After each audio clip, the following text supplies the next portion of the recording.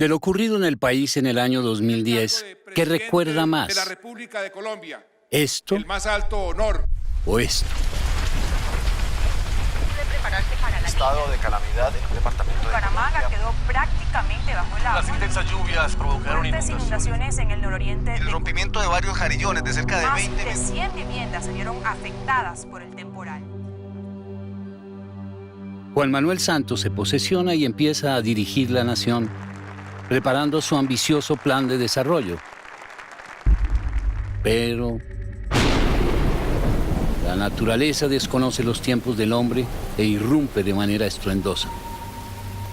La peor ola invernal en la historia de Colombia golpeó las zonas más vulnerables del país, dejando a su paso tragedias, desolación y daños económicos. El fenómeno de la Niña arrasó con todo a su paso. Estábamos iniciando el gobierno del presidente Santos y de la noche a la mañana nos encontramos que el país se estaba deshaciendo en medio de esta tragedia. Eso fue lo que le tocó enfrentar al presidente como su primera tarea de gobierno. Cuando estaba lleno de planes y lleno de ilusiones, tuvo que enfocarse en atender una tragedia. El nuevo gobierno enfrentó una prueba de fuego: responder rápidamente a la crisis y dar aliento y socorro a las víctimas de la ola invernal. El país estaba completamente inundado y la verdad fue un tema de visión, de decir, pues tenemos que hacer esta atención humanitaria, pero también tenemos que preparar al país para el cambio climático, para los riesgos por desastres naturales, y se creó como toda una institucionalidad, todos unos sistemas de riesgo que demuestra lo que es el presidente Santos. El gobierno se enfocó en reconstruir las poblaciones que quedaron completamente destruidas y creó un programa de alertas tempranas que sería de gran ayuda en los años venideros. Las lecciones aprendidas y las decisiones tomadas a partir de la ola invernal permitieron prevenir muchos desastres. El país verdaderamente puede reconocer allí que nosotros tenemos hoy un sistema adecuado de atención de desastres, pero lo más importante, un sistema adecuado de gestión de riesgo. Sin duda, el tema ambiental sería prioritario durante sus 8 años de mandato. Nuestro país es una maravillosa combinación de culturas, de razas, de talentos, de riquezas naturales que nos hace únicos en el planeta. Para enfrentar el cambio climático, se tomaron medidas para proteger los parques naturales, terrestres y marítimos, los páramos y humedales y las especies que vivían allí. Una decisión tomada para pensar en las futuras generaciones colombianas y del mundo. Un paso trascendental fue llegar a ser parte del Acuerdo de París y liderar el tema del cambio climático en el mundo. El presidente se la jugó por el medio ambiente de este país. Todo lo que es los nuevos parques naturales, la extensión de los parques naturales, los páramos, pedirle a las empresas que inviertan pero con responsabilidad medioambiental. Yo creo que esto tarde o temprano va a ser un gran reconocimiento del presidente y ojalá el país siga por ese camino. Un presidente como los que tomamos decisiones ambientales, no pensaba solo en el presente sino en el futuro. A pesar de que el fenómeno de la Niña irrumpió en la agenda pública, el gobierno no perdió el rumbo. Tenía un plan y una prioridad, un plan de desarrollo enfocado en luchar contra la pobreza. Si superamos el desafío de la pobreza, el potencial intelectual y económico de Colombia despegará como una fuerza incontenible. El gobierno Santos se puso en marcha para cumplir las ambiciosas metas, tarea difícil pero fundamental para la visión del presidente. Sin embargo, otra tormenta amenazaba al país. Esta vez no sería un desastre natural, pero tendría consecuencias incalculables. Entre el 2014 y el 2015, el precio del petróleo, el principal generador de ingresos de la economía colombiana, se desplomó a nivel mundial.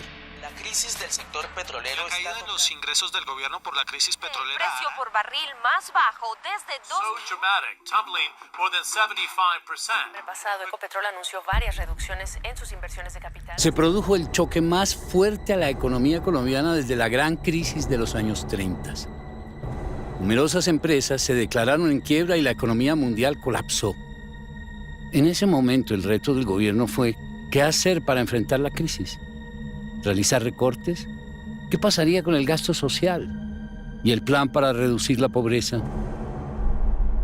Frente a este nuevo reto, el gobierno Santos trabajó incansablemente. Fueron horas y horas de intensos debates entre expertos para buscar una salida, una luz al final del túnel. Se decidió un plan arriesgado cuyo liderazgo asumió el presidente. Entonces lo que hizo fue tomar unas decisiones que son duras al interior del gobierno, que fue lo que llamaron con el ministro de Hacienda la austeridad inteligente, y es de dónde podemos recortar gastos sin afectar los programas sociales. El plan buscaba mantener la estabilidad económica y no sacrificar la inversión social para no perder lo avanzado.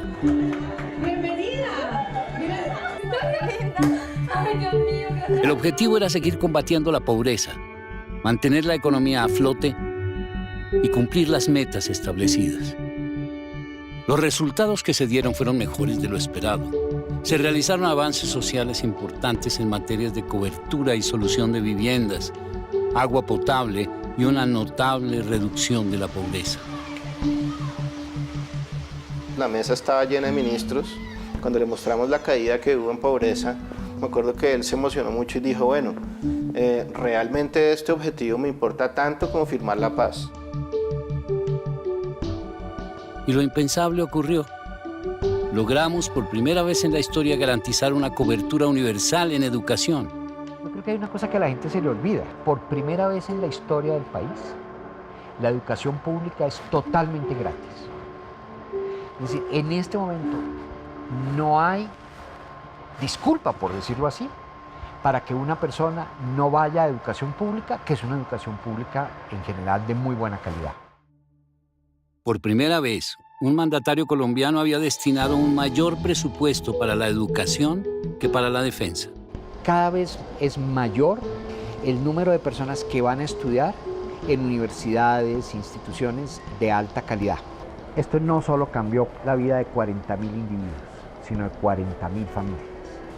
Hay que ver cómo esas familias han cambiado, cómo esas familias han comenzado a tener roles en sus comunidades para mostrarles a sus vecinos la importancia de la educación. Esta combinación entre inversión y buen manejo de la economía produjo más resultados. Colombia logró ingresar a la OCDE, la Organización para la Cooperación y el Desarrollo Económicos, el club de los países con buenas prácticas. Logramos el acceso a la OSCE, que es un gran beneficio para el país, y esto pues duró 7 años. O sea, cualquier otra persona podría abandonar esas tareas. Entonces, esa visión de largo plazo que tiene el presidente por lo mejor para el país, una visión de estadista. Colombia creció a una mayor velocidad que el resto de América Latina. La tasa de desempleo se redujo y se mantuvo en un dígito. La inflación se controló y año tras año el gobierno siguió sacando a más personas de la pobreza. El progreso se ve con mejores aeropuertos. Esta es la primera transmisión que se hace desde la nueva torre de control. Carreteras y puertos. Llegaron inversiones de empresas de primer nivel y los productos locales empezaron a llegar a países de los 5 continentes. Al final del gobierno, la conclusión económica no puede ser mejor. Las empresas y turistas no paran de llegar. Se lideró la Agenda de Desarrollo Sostenible en las Naciones Unidas, lo que demuestra la confianza del mundo en la capacidad económica y social de nuestro país.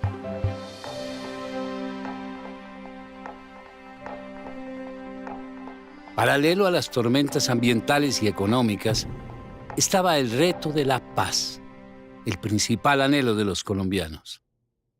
Ni una gota más de sangre hermana. Y a considerar propuestas de entendimiento. A la FARC y al ELN me dirijo con la esperanza de que me escuchen. Me voy a sentar a negociar con la guerrilla. La reconciliación demanda un gobierno capaz de organizar un liderazgo colectivo por la paz. Invito a las FARC a considerar una negociación. El presidente Santos no era ajeno a esa prioridad, por lo cual desde el principio dejó la puerta abierta al diálogo. El gobierno estará abierto a cualquier conversación que busque la erradicación de la violencia. Lograr el éxito donde todos habían fracasado solo era posible si se planteaba de una manera diferente. Sobre premisas inalterables, la renuncia a las armas, al secuestro, al narcotráfico, a la extorsión, a la intimidación. Como ministro de Defensa le había asestado los golpes más duros a las FARC. Fue dado de baja alias Raúl Reyes. Y ahora como presidente quería encaminar al país a una era de paz. Era un llamado firme que solo lo podía hacer un mandatario que conociera la guerra y anhelara la paz. Lo he dicho y lo repito. Es posible tener una Colombia en paz, una Colombia sin guerrilla. Y lo vamos a demostrar, por la razón o por la fuerza. La negociación se inició en el más absoluto secreto. Teníamos que aterrizar en una pequeña isla en la mitad del Caribe a ponerle combustible, porque no lo podrían hacer aquí en Cuba, pero era la única manera de asegurar que no fuéramos vistos, sobre todo hacia el final, cuando corrían rumores de que algo estaba pasando. Se creó un equipo encargado de establecer una agenda de temas para discutir en la ardua negociación por venir. Utilizamos un método que llaman los diplomáticos de texto único, es decir, en lugar de estarnos intercambiando propuestas, tratemos de ir escribiendo solamente un texto de los puntos y vamos ajustando, y pues con el paso de los meses teníamos esto prácticamente cubierto de tableros. Pero la negociación no estuvo exenta de tensiones y momentos difíciles. El más complicado de todos fue cuando el presidente autorizó la operación militar contra el máximo jefe de las FARC, Alfonso Cano. Un comando de fuerzas especiales abatió a Guillermo León. El jefe máximo de las FARC murió durante el bombardeo. El más contundente golpe de la historia contra la organización Santos terrorista. felicitó a las Fuerzas Armadas del país. Como lo había establecido desde el principio, el presidente negociaría como si no hubiera conflicto y combatiría como si no hubiera negociación. Es el golpe más contundente que se le ha dado a esta organización en toda su historia. Superado este punto de tensión, el proceso se mantuvo y en 2012 se inició la fase pública de la negociación. El presidente Santos me llamó un día y me dijo, quiero conversar con usted. Cuando empezó a contarme sobre la evolución de las conversaciones en la fase secreta, y sin embargo al final él me dice, no, yo quiero que usted sea el jefe de la delegación del gobierno en estas conversaciones. Me pareció que el reto era tan grande, pero igualmente tan trascendental para Colombia, que le dije, sí, acepto sin vacilar. Luego empezó una nueva etapa.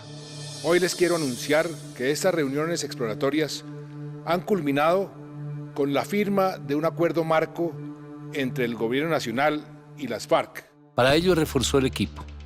Un selecto grupo de personas con experiencia en diferentes temas para llevar adelante esta fase pública.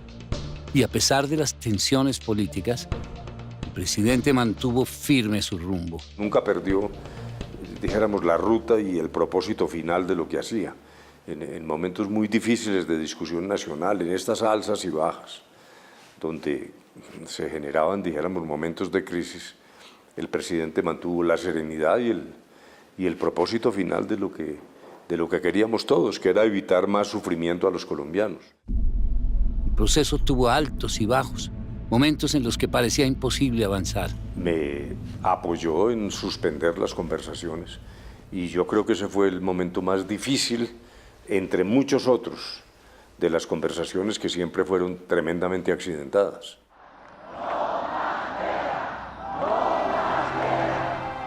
Y cuando se logró un acuerdo, el no ganó el plebiscito.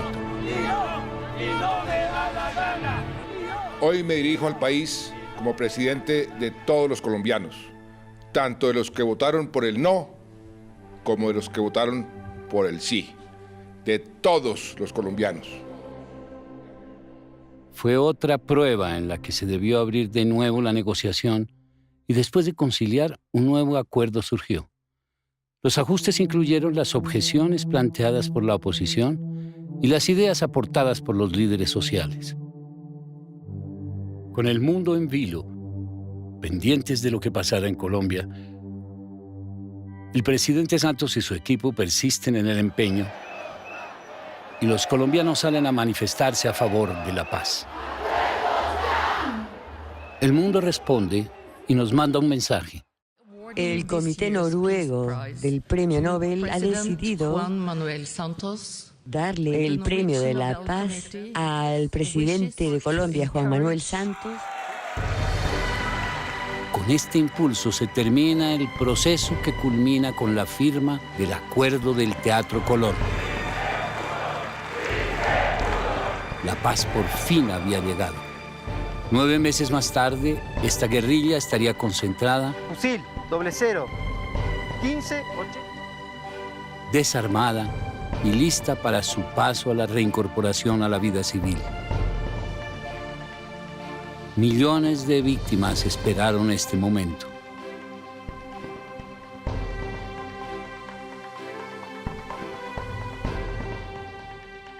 La paz, ese anhelo de 52 años que se hizo esperar, hoy está en manos de todos los colombianos. ¿Qué sigue? Un largo camino por recorrer. La firma del acuerdo no ha sido el punto de llegada, sino el punto de partida. Lograr ponernos de acuerdo para el fin del conflicto fue fundamental. Ahora debemos recorrer el camino de la reconciliación y la esperanza. Y a pesar de los obstáculos, diferencias y distintos enfoques sobre la manera de lograr la convivencia pacífica, persistir en la lucha para favorecer la cultura del encuentro, que exige colocar en el centro de toda acción política, social y económica a la persona humana, su altísima dignidad y el respeto por el bien común. Por fin, después de tanto tiempo en el campo y en las ciudades, se silenciaron los fusiles.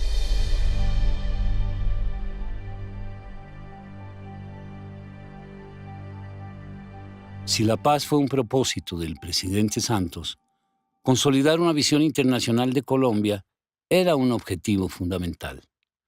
Miles y miles de vidas humanas salvadas. Así que la noticia hoy ya no es la muerte, es la vida. Una nueva historia de Colombia se está forjando día a día, paso a paso, con esfuerzo y dedicación. Una Colombia que crece en su dignidad a pesar de los viejos estigmas del narcotráfico y la guerra y muestra su potencial y riqueza. El mundo nos mira con otros ojos. Una nueva Colombia requiere una nueva agenda internacional y desde el principio el gobierno ha estado abriendo puertas y construyendo consensos. Veníamos hace muchos años, yo le diría décadas, con unas agendas en donde el país tenía que como que darle cuentas en algunos temas al mundo. Lo que hicimos fue que tomamos la decisión y trabajamos país por país para cambiar esa agenda, para que fuera una agenda que generara desarrollo, una agenda en educación, en ciencia y tecnología, en innovación, temas además que para el presidente Santos son muy importantes. En este ambicioso proceso, la comunidad internacional ha apoyado a Colombia de manera irrestricta. Ha sido un honor para la comunidad internacional apoyarlos en este esfuerzo. Ha sido una agenda sin tregua. Se han visitado muchos países llevando la buena nueva de que en Colombia la guerra terminó y ahora es un país de oportunidades. Y los líderes del mundo han correspondido a nuestro llamado, pues han venido a Colombia a ver y compartir los avances. Los mensajes que han dejado han calado en nuestros corazones. Atrévanse a soñar a lo grande. A ese sueño grande yo hoy los invito. Por favor, no se metan en el chiquitaje, no tengan vuelo rastrero, vuelen alto y sueñan grande. Todo tipo de figuras internacionales se han dejado encantar por nuestra cultura. ¡Viva Cartagena! ¡Viva Cartagena! ¡Viva Colombia! Cada vez más podemos viajar con menos restricciones, más libremente, a más lugares del mundo. Y un reconocimiento que no para.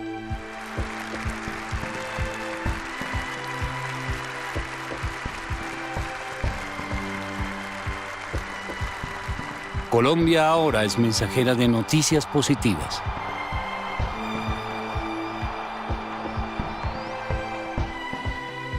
Es hora de exigirnos más como sociedad, de exigirnos más como país. Tenemos que ir mucho más lejos de lo que hemos llegado. Tenemos que pensar en grande. Tenemos que tener metas audaces, con visión, con ambición. Los cambios generados en Colombia han sido positivos y profundos para nuestra historia. Han sido 8 años intensos, llenos de pruebas y retos. Las lágrimas de dolor ahora son de esperanza. Sin duda somos un mejor país, una mejor Colombia, una verdadera patria. Los cambios en el país se ven por todas partes.